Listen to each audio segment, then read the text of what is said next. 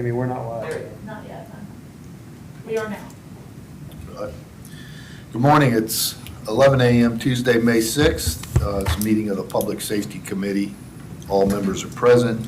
I'd like to call the meeting to order, acknowledge that the press and the public have been duly notified of the meeting in accordance with the Freedom of Information Act. First agenda item is citizens' comments. The meeting minutes from our April 1st, 2025 meeting are in the packet. Do I have a motion to approve? Motion to approve. Second. Okay. Any changes or comments? Okay, all those in favor? Aye. First item of old business is discussion of seasonal parking pass for non-residents. And I think the second item kind of goes into that discussion as well, which is discussion of change afternoon parking rates. And we have PCI here, but Douglas, do you want to?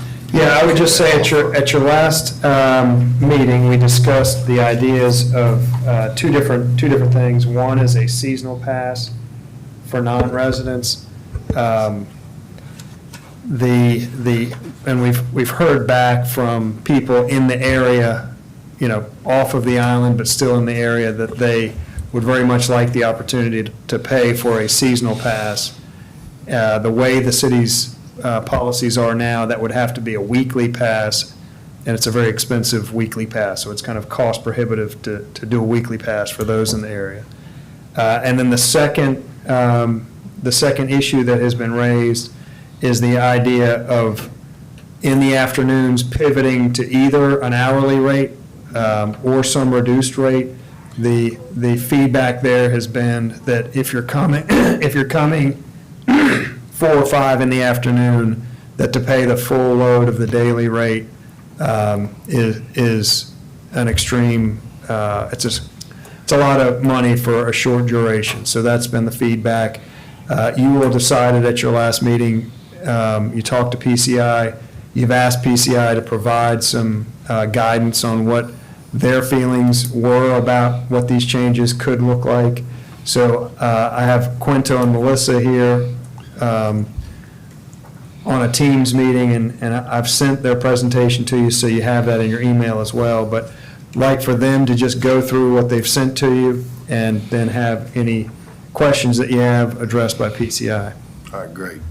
And I guess the first one is the seasonal parking rates for non-residents, which is that last slide that's up on the screen. So Yeah, if you don't mind, if PCI could just go through their Yeah. deck and kind of ignore the order on That's the fine. agenda now, and then we'll pick that up after their presentation. And Douglas, is this available online yet? I know we got this No. late yesterday. No, we afternoon, so can add it. If we can add that, add it that on would the- be helpful for residents or anyone else who visits the site. Yep, we can add that as, on the website on additional documents. Mhm.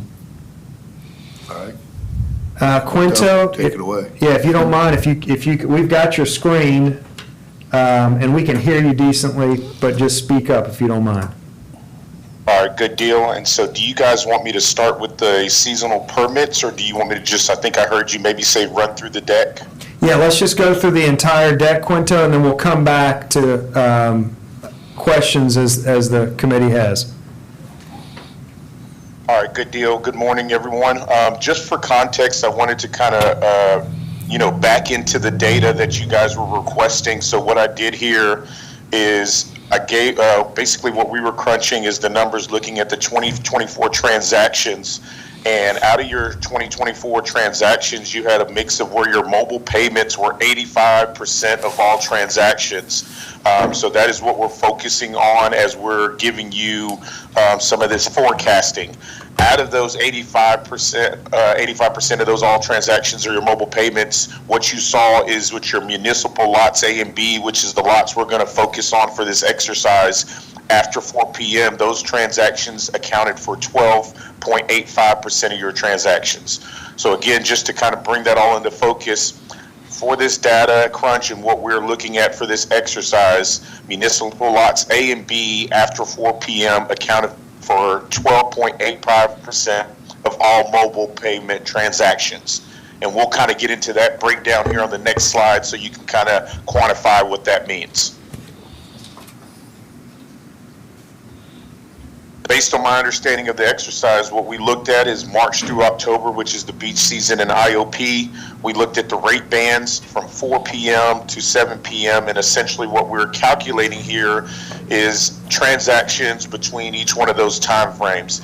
So whereas someone may have had a transaction at 4:15, at 4:30, at 4:20, we all consider that to be a 4 p.m. time frame transaction.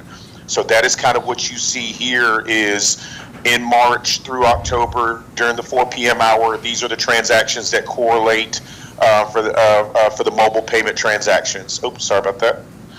Same thing with 5 p.m. These are the transactions that happen per month during per month in the mobile payments on lot A and B at the 5 p.m. hour, so forth, so on. What this data is basically saying here, and I know some of the, we shared some very snapshots of in the last meeting, but what it is very clear from the data is that 5 p.m. and 6 p.m. is where you have your most transactions after 4 p.m. Is that portion clear, or would you any follow-up questions in that respects to what we're showing here between the hours of 4 and 7? I have a question. These are Yes. these are payment times, so we don't know how long these people stayed. So this, in the 5 p.m. slot, those people could have been on the beach for 8 hours. We don't know that. Is that correct? I think if I heard you correctly, you're saying no matter what time this person's paid, they could have ended up staying for a duration of 1 hour or 8 hours. Correct, Quinto.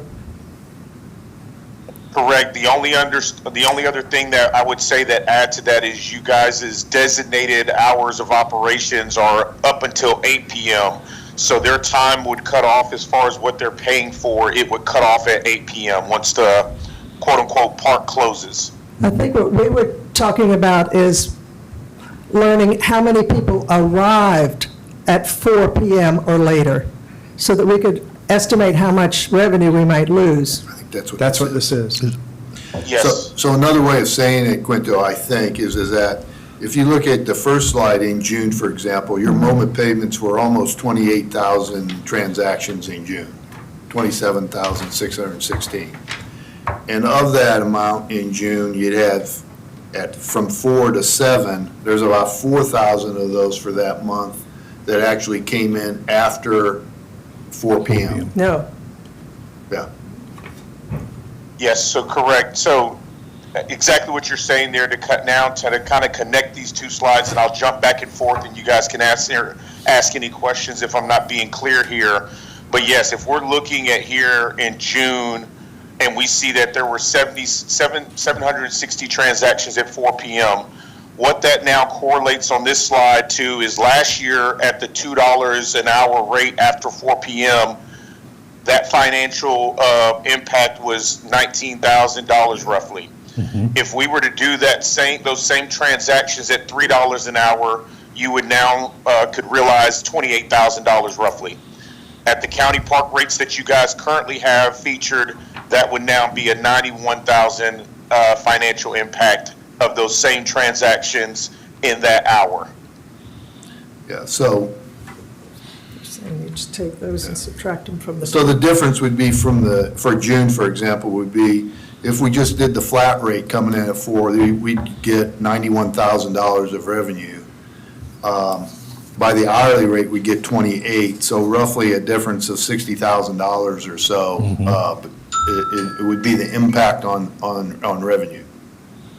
Correct. If we're just looking at June specifically, and I Yeah. know what I did here was kind of did more of a cumulative total, as you Right. see down at the bottoms here, and then kind of did a variance for you guys showing what the cumulative would be. So if we're looking at the entire season, the variance would be $39,784.51 at that $3 rate band. If we're talking at the county park rates, and again, this is looking at the entire season, we're looking at more $282,000. But exactly what you said, if you're just looking specifically at June, you could do some math here, and I could do it for you guys real quick. And you're basically looking at a difference with the county park rates of what we could realize this year versus what you made last year. And then this is also looking at a variance if you guys wanted to do an hourly rate. I think the proposed rate from the last meeting was a $3 an hour rate. I'm sorry, the county park rate? Yeah, I'm confused by the county park rate. Isn't that really should be our municipal flat rate as opposed to the county? I guess let me make sure I'm clear. I'm sorry. Yes, correct. It is the new rate that you guys adopted, which is the municipal rate, which was reflective of the county park rates. Right.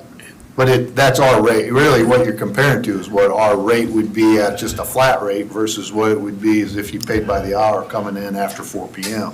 Yeah, it's just Yeah. mislabeled Yeah. here. It should be our flat rate. Yeah, our rate matches the Matches the county county. rate. So that was the ultimate Right. goal, was to match Yeah. the county, but yeah, that is the city rate now. Yes, correct. And my apologies on the word labeling. I know as we were starting this exercise, we were just starting to realize what is now you guys' rate there at IOP. But for historical context, I wanted you, everyone, if we weren't clear, to understand where we were coming from, how we got here. So to summarize your sheet that you have up on the screen, the Yep, cost so- difference by doing this would be $369,000 minus 126, which would be $240,000. That's the revenue impact to us by doing this change at the end of the day. Correct. Yes, sir. But this is also based on historic numbers here, so, I mean, if we do change it to an hourly rate, there may be a real good possibility that those counts go up significantly Yeah. between 4 and 8 PM. Yeah, I really, and personally where I am, I mean, I realize it's a cost, there's a revenue hit, but also I think in terms of utilizing the lot and fairness, somebody just wants to come in and go to dinner or go to, use the businesses down there. It's, that, I have to believe that a lot of the people are coming in to utilize the businesses as opposed to going to the beach at that time, but. I agree, Chair, and I also think it has potentially a very positive impact on our businesses Yeah, by allowing that, because there are, I mean, we see it through, it's anecdotal, I know, but through social media and phone calls and all the rest, that people are saying now, well, I would hesitate to go over there to have dinner or have, go out to Front Beach for an hour or two, if I have to pay a flat rate versus an hourly rate. Okay. but, yeah, okay, yeah, I agree. I'm a little confused about the numbers still, so I'm sorry about that. I'm a little slow. I wish I'd had time to sort of Here, talk it out. maybe I can help, Yeah. help you. If you go to, if that sheet, right, that's up there on the Yes, I've got it. screen. If we, the way it currently is right now, there you're paying $25 for the time period or whatever our rates are. There's $10 in the first part and the last part of the season, $25 during the heart of the season. Right. If we paid those, if we just left it the way it was, the impact, the amount of people transacting after 4 PM, the cost that we would bring in would be $368,865. That's not my question. I understand that. How did you get the number that are transacting after 4 PM From this previous data? year, the data that he goes up into and the slide that he has up on the screen right now. Okay.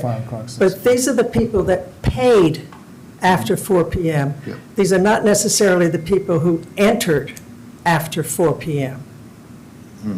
And right now, when you have to pay a flat rate for the entire day, if you're paying $25 or $20 or whatever it was last year for the day, you are probably entering sometime like 10, 11, or noon and staying until, so you're staying 4 or 5 hours.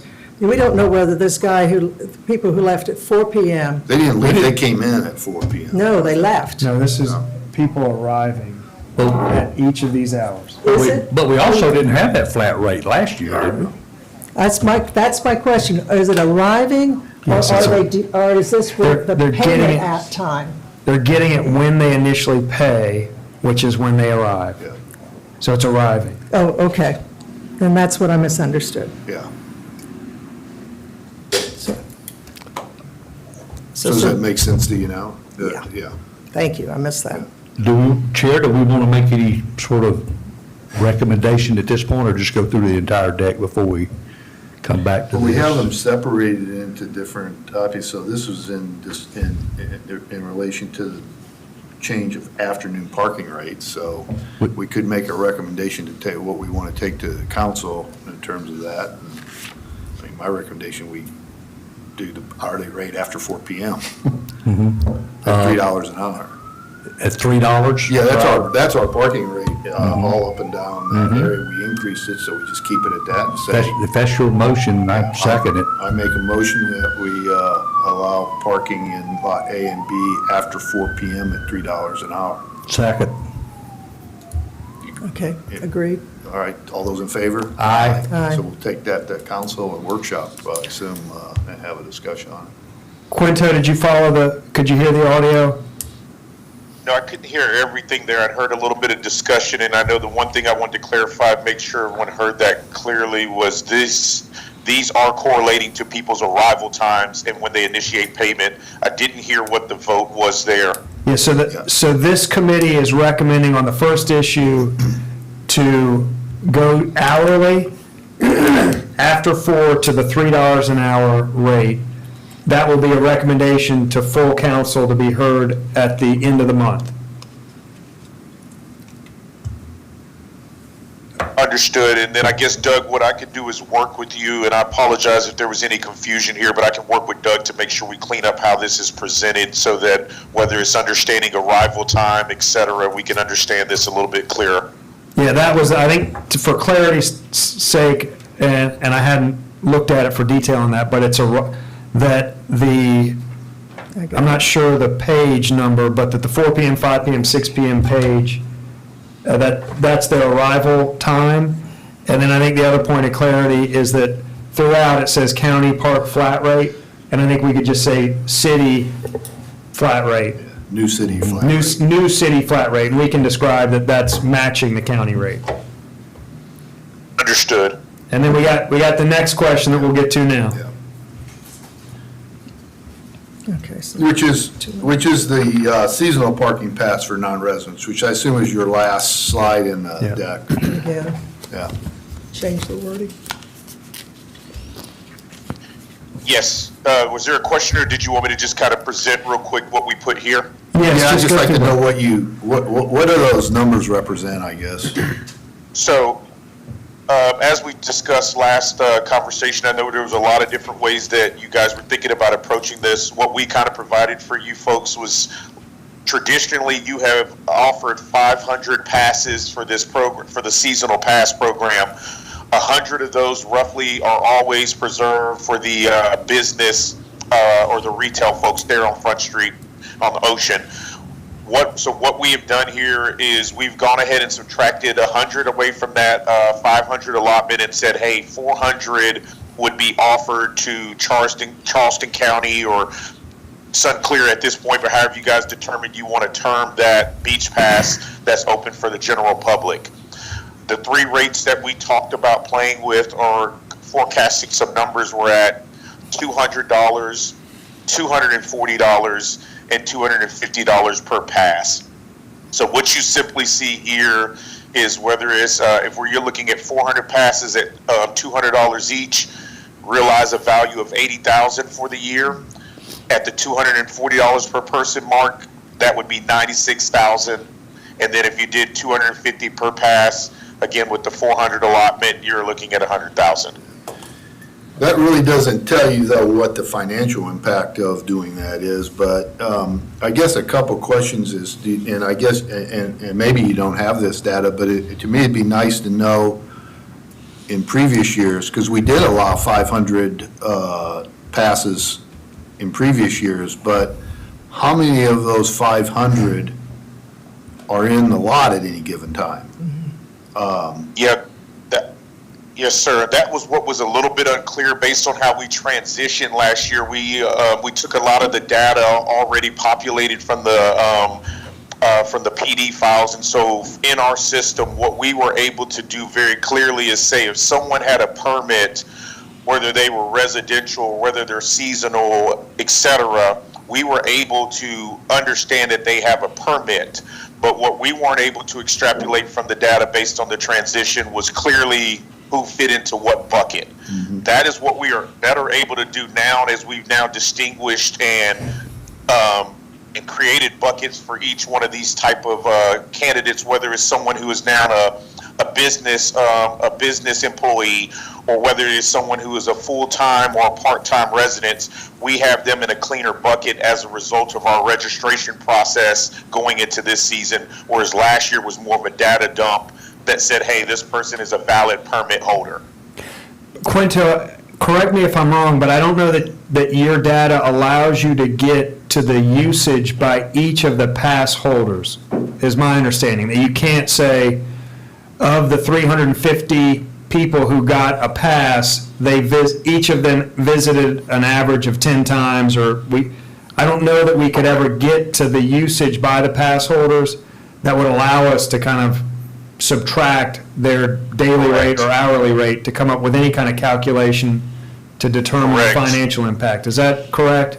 That's correct. We're not able to track the usage of the pass as clean.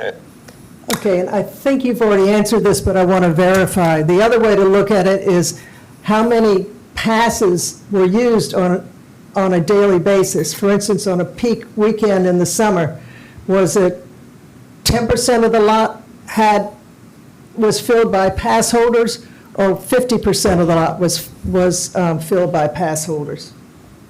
Do you have, you said you didn't record that, though? No, correct. We're not able to record that. What the best way we would be able to back into something like that, and again, it wouldn't be total accuracy, would be now if one of our enforcement agents scanned every vehicle on the lot, you would be able to back into somewhat of a usage data. But again, a lot of that is predicated on, are we able to scan every vehicle every hour, and that is not happening. Do we know how many passes were actually issued last year? Melissa, do you remember that total number? I think what we calculated, Melissa, are you available to answer that one specifically? Do you remember how many, and are you guys asking for seasonal passes altogether, or seasonal passes that weren't for the business employees? Seasonal passes without the business is what I'm asking initially here. So we don't have a way to determine like who was an employee last year and who was just a regular like person wanting the pass. But we did end up giving a little over 500 passes last year. I think we ended around like 497 or something And like that that. was, that's counting employee passes also, right, Melissa? So that was the seasonal permit last year. So it was available to employees or the general public, but we don't have a way of knowing how many of those people were employees. How many employee passes do we have right now for this year? We have, one second. That's a good one to start. I know it's a little over 100.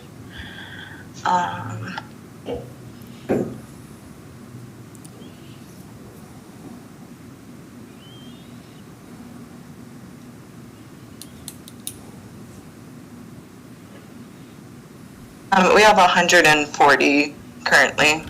Yeah, so, I mean, it seems sense that we cap it, the total between the two at 500, so whatever. Has some implications, if Chief wants to weigh in too, in terms of traffic control at any given time. I know you mentioned, kind of touched on it at some point. We did that intentionally, just, yeah, and in the past, I don't know that we've always been able to get as many as we have over the last few years. Right. I think the last 2 or 3 years, those passes have become more and more popular than they were previously. And something else about when you're looking at the difference for this year and last year is last year we were charging $60 Right. for each permit, and it was not differentiated between residentials, or not residential, but just a seasonal pass holder or somebody who worked in Front Beach. And what I've heard also is that, we look at these passes and say, well, that's going to be peak beach time or whatever, but I've had people send emails, and I've seen, again, anecdotally, but on social media, where people come out early in the morning, park there when they have the seasonal pass, go do their surfing, then come back to the Seabiscuit or Acme or whatever and have breakfast. Well, we kind of looked at this and just was trying to come up with an idea. We felt like 250 may be a little bit higher, 200. And again, let me say this, some of this is contingent on who you guys are wanting to make the passes available for. I think there was some discussion in the last meeting of opening it up to maybe a tri-county area versus just a Charleston County. So some of this would be based off of that, but we felt that, hey, 240 would be a good value in where if someone was frequenting the beaches, it would give them, it would be a better value than obviously the $100 a week, but it would also make sure that it was a good revenue earner for the city as we were deciding, obviously coming into the season, to move away from this pass, and now we're looking at revisiting. I don't think we would limit it to the tri-county in my mind, because I obviously think that the tri-county area, and in particular, our adjacent municipalities that are landward, would take advantage of this, but, it really doesn't make sense that someone out of Orangeburg County would pay Yeah. any amount of money for a seasonal pass. I mean, that would be so low that it's really Yeah. not something many people would go for. So I think just the people that sign up for this are going to be locals that don't live out here, and I think that agree. we just need to look at what we think a recommendation would be that would be fair for them. I think naturally that's who's going to get the passes. I think it'd be an extra burden to try to, prove where Absolutely. you lived and all Right. that. I think that we just open it up, whoever wants to pass, realizing that most of them are going to be I here think adjacent to with us. goodwill with the state legislature too, if we are looking for money for our beaches, more money from the state, To make sure we're clear, that business pass is a moving number. I believe even right outside of this first initial meeting, we were at 125. It has now climbed to 140. And again, with turnover, you may see that number continuing to go up. But I think if I'm hearing you guys clearly, you're saying even if that number now jumps to 150 business permits, we are now saying less that is what is made available at any given time to anybody in the public who wants to now get the new beach permit. Yeah, I think you just keep giving business passes and these, whatever we agree to on these passes out until you hit 500, and then you're done. The combination of both of them. And Chair, if I could make one other comment, and it's, again, it's just my thoughts. I honestly think that $200 versus $240 would be a reasonable amount on this, and again, just my thoughts from my standpoint, that, you're looking at a $16,000 differential between $200 per pass versus $240, and I respect PCI's recommendation, but $16,000 difference for what I think it would deliver in terms of goodwill to the greater community around here, and making passes available, again, would offset that $16,000.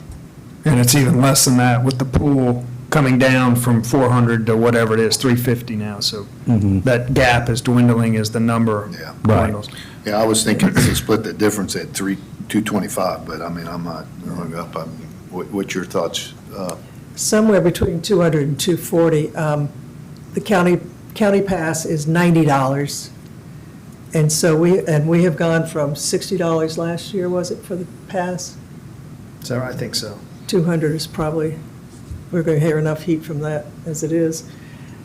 I'd like to ask about one more thing too, and that's when a person registers for a permit, I'd like to know what kind of information is gathered about that person, the license plate number, is there address or anything that's attached to that? Or is it just simply a license plate?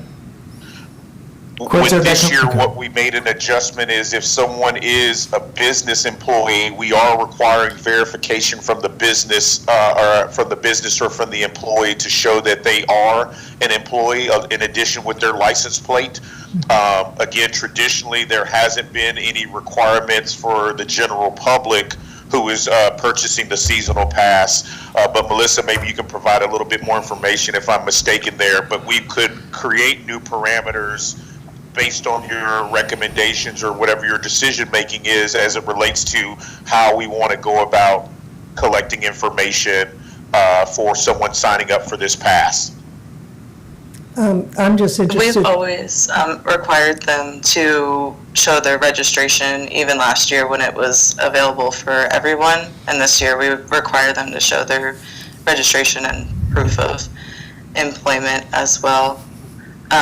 One quick side note that I wanted to make is if we do sort of like the split between, capping at 500, would that mean that like a business has a new employee in August, but we've already sold all of the 500 cap of both of them?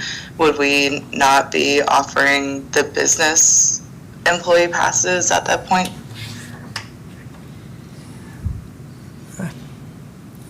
The business pass could be abused, I think, if there isn't some sort of restriction on it. I don't know, I'm not exactly sure how we should do it, though. Or my thought process was maybe just putting a like definitive cap on the permit available to everyone, maybe 300, maybe 350. That way we'll still have available business permits to hand out at the end of the season. Sure, there is a lot of turnover in those Yeah, but businesses. when somebody turns over, does their pass go away? I think so. Huh? I think so. I think it's So- driven by their license plate number, correct, Melissa? So that pass does go away? It doesn't transfer to the next employee? No, but. No, but what I'm saying is say you have a business license, you have an employee that gets a business pass, and they're terminated from the business. Does the business say, hey, this employee's been terminated, this pass is no longer available, or do So they just get Melissa- the pass all the way through the end of the year? Could you do it that way, Melissa, where if you have a new employee in August, they have to take one off of the count, and we allow them to give us the accounting of who to remove? Could you do it that way? That's clear? Yes, so you're saying require the business to inform us when when the employee is no longer working there. In the event that they want, that they want to go over the cap, we only allow them to go over the cap if they can provide us with a license plate to remove from the count. So not on every account, so but just when they're going over, once we've met the cap and we're now going, we have businesses wanting to exceed the cap. Right. Is that possible? Yeah, I don't think that would be an issue. So they wouldn't be purchasing a new pass, they would just be exchanging Well, one of they the would, I think they employees would for be new purchasing a new pass, but we would allow it to happen only in the event that they could make room in the cap for that pass. Okay. Does a business know right now, currently, if one of their employees purchases a pass? Do you know that answer, Melissa? Some of the employees or employers have them do it on an individual basis, and they like possibly refund them after like 3 months of employment. And then some businesses elected to just send us their employee information and we just charge them directly. So it's kind of a split between So to Chief individuals and businesses. Okay, so to Chief Cornett's comments last month, many of the employee passes are bought by or purchased by the employer versus the employee. I think it's split, and it always has been. There are some businesses that have always, since I've been here, that is consistent. They will purchase for their employees. And then there are others that, like Melissa was saying, might give them an incentive of you pay for it, stay here for some time, and then we'll reimburse you, but. Gotcha. And it's typically the same business every year, that Right. those that are buying for their employees. Yeah, I'm just, I guess where I'm going is I'm just concerned if we put the onus or the responsibility on the employer to notify PCI every time there's an employee turnover. Well, I think it would Yeah. only be in the instance that we've met the cap and we're exceeding the cap. So it wouldn't be Okay. every employee, it would just be in an exception to, it would be a means to get over the limit, the cap. It seems like in a case where the employer was buying the pass, they would want to do that anyway. And it'd be a savings to them because they're not buying new passes for employees that, they've already paid for an employee pass. If that employee leaves, it'd be great for them to say, hey, I don't want to buy a new one, I'd like to give this one over to this employee. Well, I think that's a different, I think that's a Or change the different license thing. plate. But is that the will of this group? And Melissa, is that possible to transfer, to create a way to transfer an existing pass? So not take additional revenue, but transfer it to another employee? And Is if a that- business has already bought one for their use, it's for business use, right? So they should be able to say what vehicle they want to park there for that $60 for that season.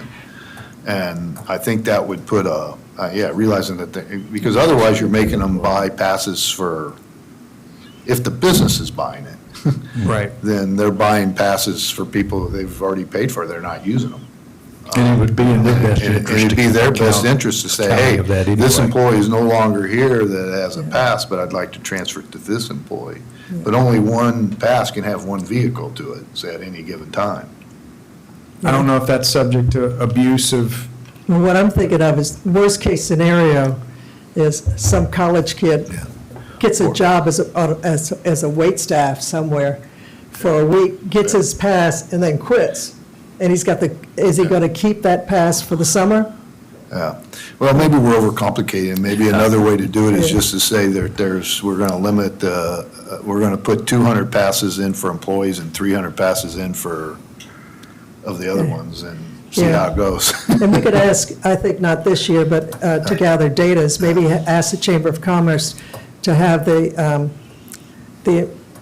Front Street employers estimate how many employee passes they would Yeah. need for the given year. That'll give us at least a rule of thumb to go by, and maybe we allow for a few over that. Or maybe you don't limit the number of employee passes, but limit the seasonal passes to non-residents 350. to 300 or. I think that was 350 or something. PCI's original Yeah. kind of comment, Yeah. is just limit the non-employee passes to some number like 350, and allow the business passes to be granted without a cap. And then we ought to keep good records and track of who's using what passes, so that when we do this next year, we can have better data to make a decision on it and how it's utilized. And in that Consensus vein, there? is there a request of what we need to require from someone applying for this pass?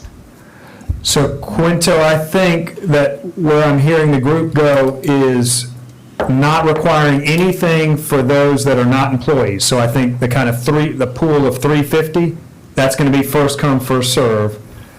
But the employee pool, I think they want to be ensured that they are indeed employees, and it sounds like you're doing that either by verifying with the employer, which I think would be good, or some means to verify with the employee that they are actually an employee. And I'm not sure how you're doing that, if you're getting a pay stub or something else, that it's not just somebody's word that they work down there, that there is some process to verify they're indeed an employee.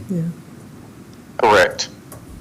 It's not like. And that we add those numbers to our metrics when we're looking at here, a number of how we're doing on a month-to-month basis. So that we Right. can kind of keep Kinda track of it. those. Yeah. Yeah. And check with the employers, get some feedback from them about what's working and what's not, I think, going forward. Is that, we're going to call that consensus of this You want to group? make a Yeah. motion? Or I can try it if you want. I'll make a motion that we limit the seasonal, the seasonal permits to $350 for off-islanders and up to $150 for. No limit on No limit employees. on employees. If I need to restate that, Nicole, And then- let me. But proof And then of the- employment. Proof of employment as vetted by PCI, and then the rate. I don't know if you will have, either, we have 200, 240, 250, but are we circling around 200? That was my recommendation. I don't know that the rest have agreed to that at all. I was thinking 225, but I can live with it. It's not that big a financial impact, so 225 is good with me. 225? with that, Russ.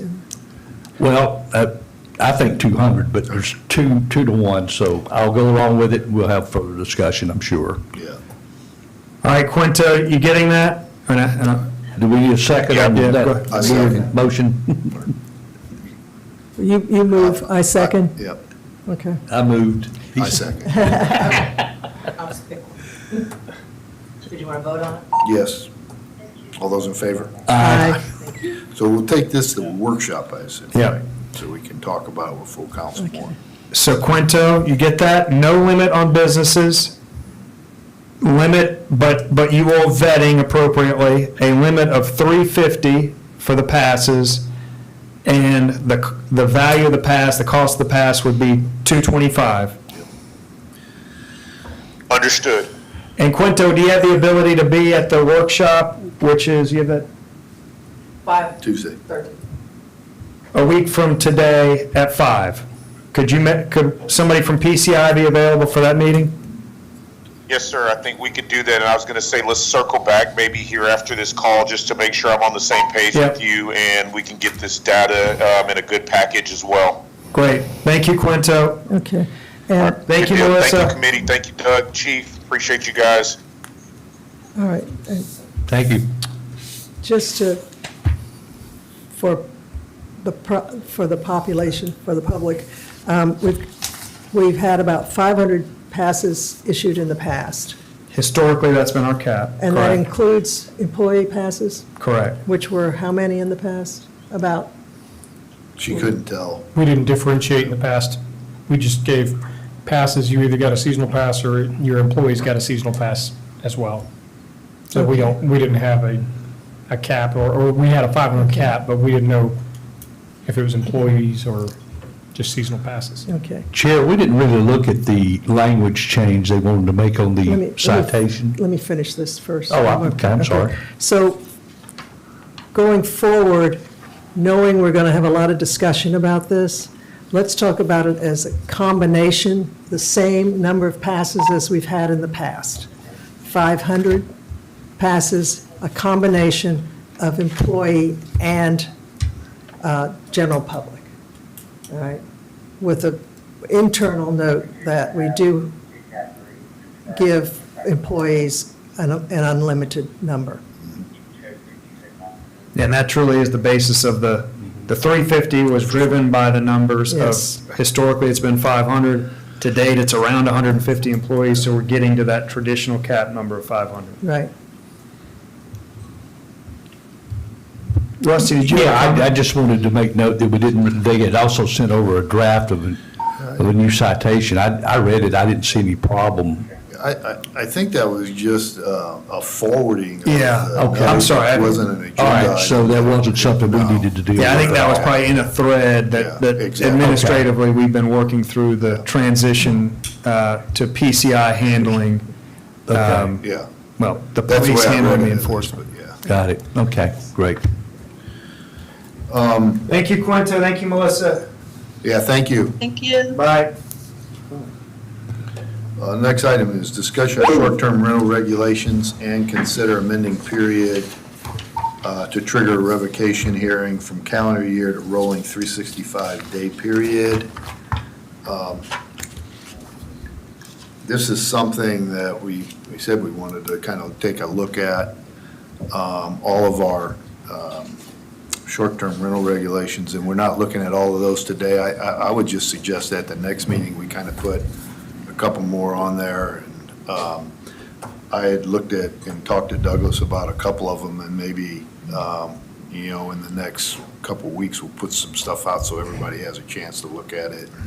But looking at the number of parking, you remember when we had Assistant Chris Hagee come in, he had wanted us to look at a couple things. One of them is what we're looking at today, the 365, but also parking, the number of vehicles. And I think, Chief, you even got into this, that you could have a lot of vehicles associated with a home that could park on the street and, get around the intent of what the regulation was, and if we were going to look at some ways of potentially of making sure we shore that up in terms of an ordinance. I think we said we were, and the other thing I wanted to look at, and I had talked to you about, is potentially not redoing our noise ordinance. We beat that one to death before, but making a modification to our noise ordinance around nighttime, for lack of a better term, quiet hours, or just making sure that after a certain period of night, noise is sacred, so that it's not, you cannot hear it inside of home. And so I've got some ideas that I would like to suggest, and I talked to Douglas about, but to get to everybody for the next meeting. But on this one of the things that we have is around this suspension or revocation of the license. A marked up version of our current ordinance is in there, where we're just taking, instead of being calendar year, there's nothing sacred about a calendar year, saying that if you have 5 founded complaints within a 12-month rolling average, 12-month rolling period, then that is reasons for revocation, for a hearing. And we talked last year about the certain violations may be less severe than others. And one is this garbage cans, and there for a while, we were having quite a few of those kind of rack up on certain, but we said that, I think in here what it's saying is that two of those would equal 1 founded complaint towards the 5. So if you have two garbage can violations, it would equal 1 founded complaint towards the 5. They get twice as many hits. Yeah. So that would be the change basically to this ordinance that we wanted to bring forward. I'm good with that myself, Chair. In terms of what we've got here for discussion. Yeah. I think the rolling period makes sense versus the calendar year, because we know what can happen there with the cutoff, and December 31st versus January 1, you start over. And the rolling cart violations, they are significantly down from what they were last year. I'm assuming that's because of code enforcement, whoever's doing the enforcing on that particular item. And we all know that there are times that the carts get rolled out too early and rolled in too late. Yeah. And a lot of those numbers last year and the year before were related more to the storage of the carts being in view. And so a lot of that was corrected when that first started being more proactively enforced. And so that brought some of those numbers down because of that. Okay. Compliance, that's what we're looking for. Right. So I'd just make a recommendation that we take these changes forward to the I agree. council. I agree also. All those in favor? Aye. Aye. Who made that I made motion the second? I made the motion. I think seconded. Okay, Jan seconded. I Thank agreed. you. All right. And then, so next month we'll bring that. And then the next item of new business is update South Carolina code related to firearms on the beach. I think, and maybe Rusty has some comments on this, I hear, but there could have been, I think, Chief, you look at this, we talked about this in public safety last year, and you felt like there's no way to get around the law at that time to say that we could not, allow firearms on the beach, but maybe there's some changes. Yeah, Chair, if I could, I'll just provide a little commentary. Where this came from is, last month I attended the Coffee with the Mayor, and it came up as a subject from one or more of our residents. One resident brought it up, but there were some others that kind of weighed in on it. And we're talking about, was there anything that we could do about making sure that firearms were not allowed on the beach? That particular day, Representative Joe Bustos was also at the coffee, and he suggested, as that was directed really towards him to some extent, too, being a state rep. He said, well, why don't you look at it as a potential city ordinance? Well, that's where it came from, okay? That, you get that comment, and of course, Yeah. coming from a state representative, not, nothing negative towards Representative Bustos, but I know that we had already had the commentary that said that there probably wasn't anything that could be done, but I thought it probably, since all that discussion was whirling around among 30 people or more, that we at least ought to address that officially in a committee meeting. There's been no change to the legislation that we know of, right? No, sir. As a matter of fact, after this came up, I dove into a little bit more, and State Statute 2331-510 actually prohibits local municipalities or counties from creating ordinances that regulate or attempt to regulate firearms. The intent with this ordinance or this state statute was to mean that the state legislature set the laws for firearms, and it was not a local thing. The only thing that changes is 2331-520, which gives local municipalities or counties the ability for a specific event to say, at that event, you cannot carry firearms, but it has to be for a specific time period, a specific geographical location that has boundaries and signs that indicate that you can't carry, and it has to be done the same way we do we allow alcohol on the streets and those types, through our what do we call them? Special event resolutions. Our resolutions, thank you. So it has to be done through those resolutions. But other than that, and there was an attorney general, there've been actually 2 or 3 different attorney general opinions that agreed that the intent with the 510 statute was that local municipalities and counties were not going to regulate firearms. It would be a state statute only. Chief, wasn't there, it went so far as, and maybe this was part of an interpretation, but that it almost had to be fenced off, an entrance to, and, checking in and out. So I don't know that the council could say, every 4th of July, there's an event at the front beach area. It actually has to be physically, the boundaries have to be physically in place and monitored, correct? That is 100% correct, yes. And it is, it specifically states that the governing body must specifically state the area, the duration, and the manner in which the restriction is going to be imposed, must provide notice of the restriction when feasible, and it may not, no event may the restriction extend beyond the beginning and conclusion of the event or beyond the location of the event. The duration of an event may not be scheduled or for such a length of time as to frustrate the intent of this section. So basically, they're saying it is very specific to a public protest, a rally, a fair, a parade, a festival, or other organized event, and you must post signs at the event when the opening and carrying is not allowed. The other reason I brought it up, too, is when I pulled the H 3594 constitutional carry guidance up, it did mention that firearms are still prohibited in many locations, including inside schools, churches, law enforcement facilities, including detention and correctional facilities, anywhere medical procedures are performed, courthouses, public buildings, and any place clearly marked with a sign prohibiting the carrying of a firearm.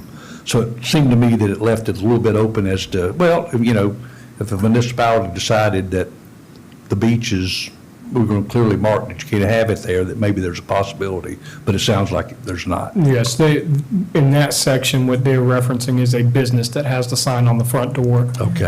As you read further down in the statutes, it's very specific about the signs that have to be placed and where they're placed, and it specifically states on the entrance to a business or onto the property, and you can't do that for a public So it's beach. really surrounding more bricks and mortar than it would be open public spaces. Correct, yes, Now, sir. our businesses on Front Beach could put those signs in and prohibit it if they so chose. And yet do this. Yes, sir, they could. That's right.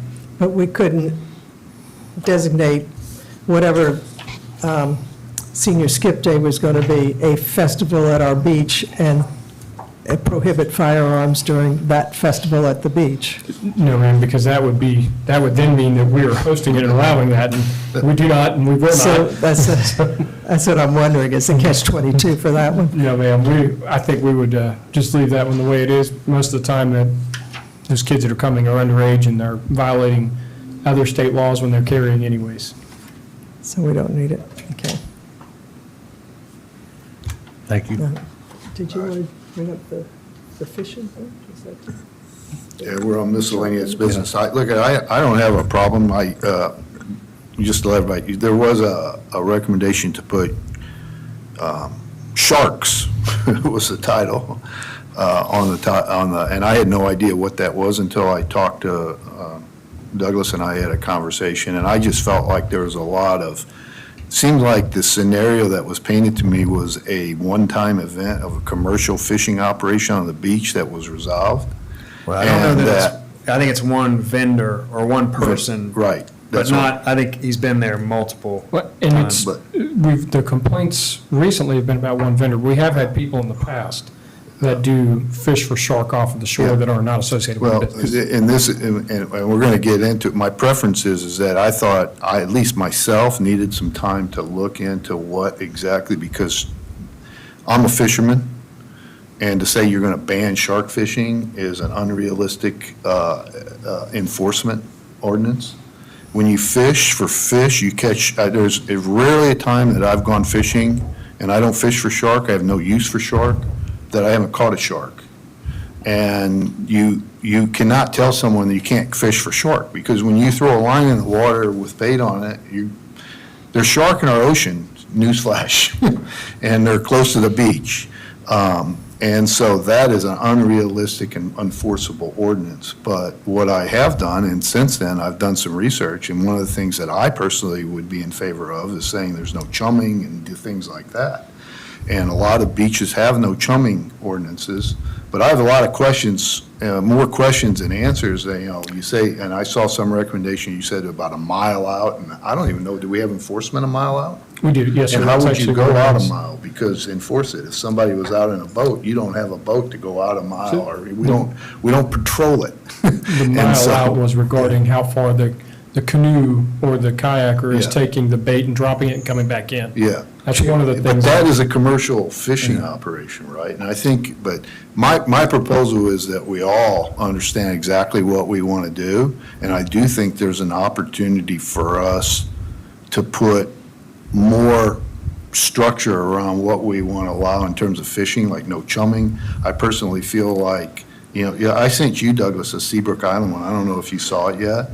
But it looks like a very good structured fishing ordinance of what is, what should be allowed that takes a crowded beach and fishing on the beach, kind of how to coexist it through an ordinance. And I suggest we all look at that and come back at the next meeting with some ideas on what we'd want to do around ordinances on fishing on the beach. Chair, if I could, I'd appreciate the opportunity to speak on this because I brought it up, I guess, in a roundabout way. I'm certainly not against fishing of any kind either. I mean, I've surf fished a lot. I've been out here for 40 years, and I have caught sharks, little sand sharks out in the surf, and honestly, I enjoyed bringing them in. So it's not that. It is the commercial aspect of it. And unfortunately, I don't think you were on the email stream that I got, Yeah, it wasn't. which originated on April 22nd. I think Chief Cornett was copied. I was, I think Mayor Pounds was, and I believe it was limited to that. But it brought up, and it was from a resident who happens to be on city council, as a matter of fact, but mentioning that there were, it was a commercial enterprise of shark fishing going on the beach near their home. And I think Chief got involved in it, checked it out, and there's, it's tough to know who's doing what. And the reason I brought it up, number one, is because I feel it's my responsibility as an elected city councilman that no matter who it comes from, if they're a resident and they have a concern, we ought to bring it forward and at least discuss it openly. That's what I think I'm sworn to do, just as all of us are. So that was my intention there. And I'm only looking for, for us to just, give it the light of day so that we can look at it and to your comments, really reinforce what you just said.